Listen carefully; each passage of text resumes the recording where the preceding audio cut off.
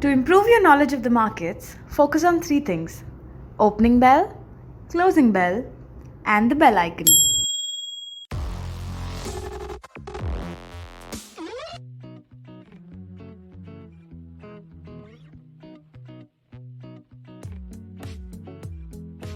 Welcome back दोस्तों।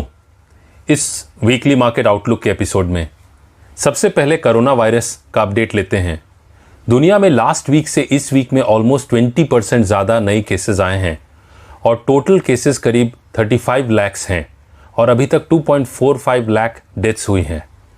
US में 11.62 lakh cases identify हुए हैं और 67,000 प्लस जाने गई हैं अभी तक, जो वियतनाम वॉर से भी ज़्यादा है। रशिया में इस हफ्ते सबसे तेजी से नए केसेस देखे गए हैं। इंडिया की बात करूं तो पिछले हफ्ते से इस हफ्ते में ऑलमोस्ट 50% केसेस इंक्रीज हुई हैं और करीब 1300 प्लस डेथ्स हुए हैं।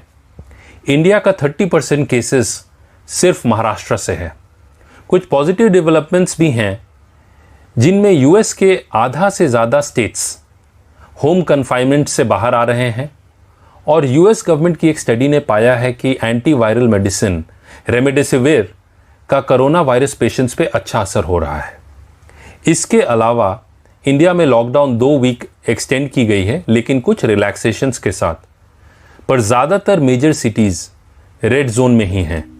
यूएस मार्केट्स की बात करूं तो last week Dow Jones, Nasdaq और S&P 500 मामूली गिरावट के साथ बंद हुए, क्योंकि फ्राइडे को यूएस मार्केट्स में मेजर सेल ऑफ देखा गया जब यूएस प्रेसिडेंट ने यह कहा कि उन्हें शक है कि कोरोना वायरस वुहान लेबोरेटरी में बनाया गया है और वो चाइना पे ट्रेड सैंक्शंस लगा सकते हैं। इसके अलावा यूएस टॉप टेक कंपनीज में अमेज़न के शेयर में करीब 5% की गिरावट देखी गई, जब कंपनी ने यह कहा कि Q2 प्रॉफिट्स कोरोना रिस्पॉन्स में चले जाएंगे और Q1 प्रॉफिट्स भी बिलो एस्टिमेट्स थे। इसके बावजूद यूएस मार्केट्स का अप्रैल महीना सुपर रहा। डाउ जोन्स और S&P 500 में 1987 के बाद से अब तक का बेस्ट मंथ रहा। नैस्डैक ने भी 2000 के बाद से सबसे अच्छा मंथ देखा है।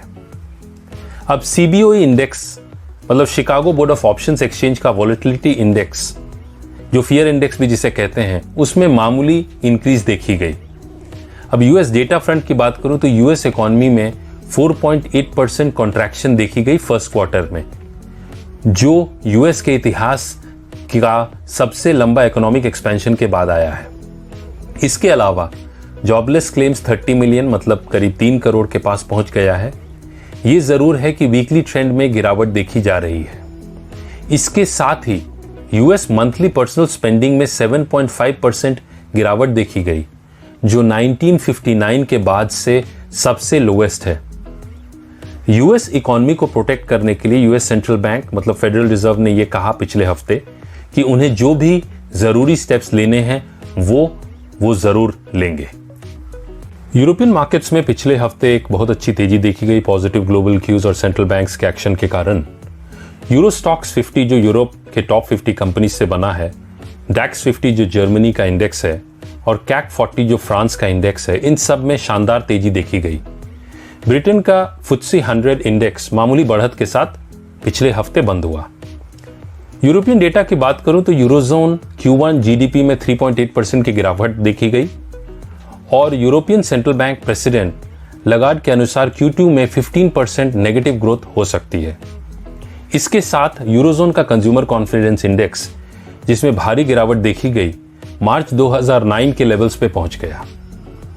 जर्मनी, जो यूरोप का सबसे बड़ा इकोनॉमी है, उसका जॉबलेस रेट 5.8% हो गया, जो 30 साल का रिकॉर्ड है। इसके साथ साथ फ्रांस, जो यूरोप का दूसरा सबसे बड़ा इकोनॉमी है, वो रिसेशन में चला गया, क्योंकि Q1 GDP में 5.8% कॉन्ट्रैक्शन देखी गई, मतलब नेगेटिव ग्रोथ देखी गई। यूरोजोन को प्रोटेक्ट करने के लिए यूरोपियन सेंट्रल बैंक ECB ने बैंकों को दी जाने वाली इमरजेंसी लोन्स के इंटरेस्ट रेट को भी घटा दिया है। एशियन मार्केट्स की बात करूं तो शंघाई और निके इंडेक्स में करीब 2% की तेजी देखी गई, लेकिन सबसे बड़ी तेजी इंडियन मार्केट्स में देखी गई।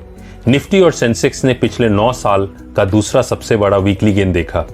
Positive global cues, expectations of stimulus package by Indian government, monthly expiry मुख्य कारण थे तेजी के। सेक्टोरल इंडेक्स में निफ्टी मेटल इंडेक्स में सबसे ज्यादा बढ़त देखी गई और फार्मा इंडेक्स में सबसे बड़ी गिरावट। इंडिया विक्स, जिसे फियर इंडेक्स भी कहते हैं, उसमें गिरावट देखी गई, जो कि एक अच्छी बात रही। एशियन इकोनॉमिक डेटा की बात करूं तो चाइना का Q1 जीडीपी में 6.8% की गिरावट देखी गई, मतलब नेगेटिव में आया, यानी कि चाइनीज इकोनॉमी में कॉन्ट्रैक्शन देखी गई, जो 1976 के बाद पहली बार हुआ है।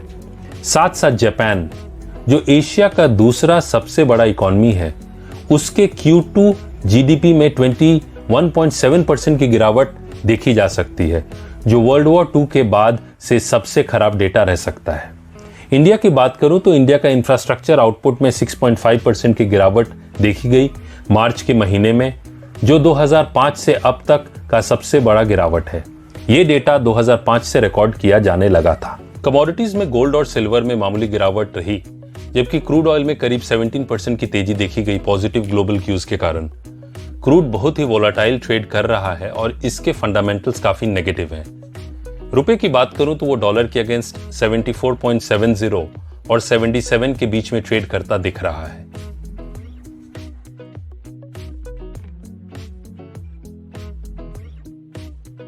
की इवेंट्स और की डेटा की बात करूं तो अप्रैल मंथ में FIIs ने 12,262 करोड़ की नेट सेलिंग की, जहां डोमेस्टिक इंस्टीट्यूशनल इन्वेस्टर्स ने 8,005 करोड़ की नेट बाइंग की थी। निफ्टी मंथली पोजीशन जो रोल ओवर की बात करूं तो लास्ट 3 मंथ एवरेज के करीब ही रहा, और जिन शेयर्स में सबसे ज्यादा रोल ओवर परसेंटेज देखा गया उनमें M&M finance, Piramal enterprises, Havells और पिडिलाइट थे।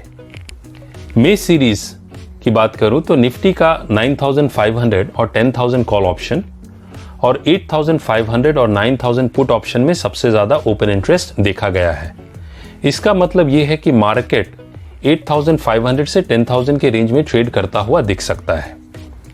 टोटल ओपन इंटरेस्ट के बेसिस पे पुट कॉल रेशियो, जिसे PCR भी कहते हैं, वो 1.78 है, मतलब पुट्स ऑलमोस्ट डबल हैं कॉल्स के कंपेयर में।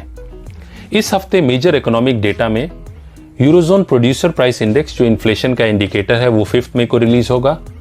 यूरोजोन रिटेल सेल्स डेटा 6 मई को, बैंक ऑफ इंग्लैंड का इंटरेस्ट रेट डिसीजन 7 मई को, US non farm payrolls monthly data और अनएम्प्लॉयमेंट रेट 8 मई को रिलीज होंगे।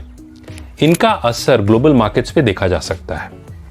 इंडियन मार्केट्स गवर्नमेंट से स्टिमुलस पैकेज की आशा रखे हुए हैं, लेकिन सरकार कितना कर पाती है वो देखने वाली बात है, क्योंकि भारत सरकार ने अभी तक 0.8% ऑफ GDP का स्टिमुलस पैकेज, जो करीब 1.7 लाख करोड़ है, वो दे दिया है, और अब वो 1.5% से 2% ऑफ GDP तक ही कुछ कर सकते हैं, क्योंकि इंडिया की रेटिंग इससे नेगेटिव भी हो सकती है, तो सरकार को उस पर भी ध्यान रखना होगा।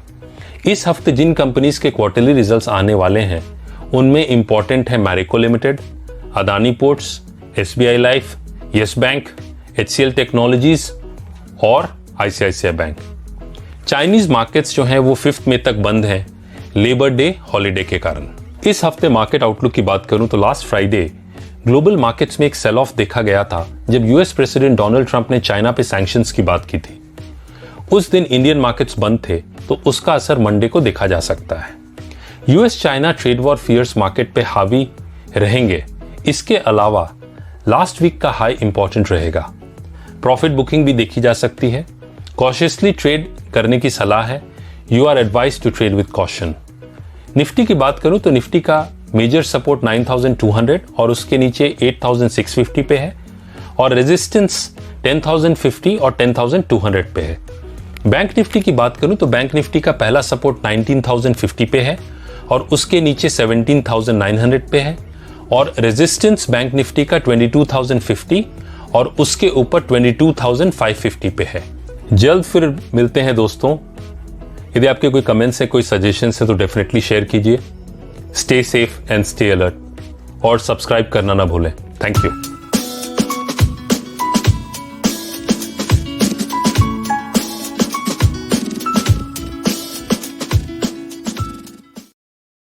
Investments in securities market are subject to market risks. Read all the related documents carefully before investing.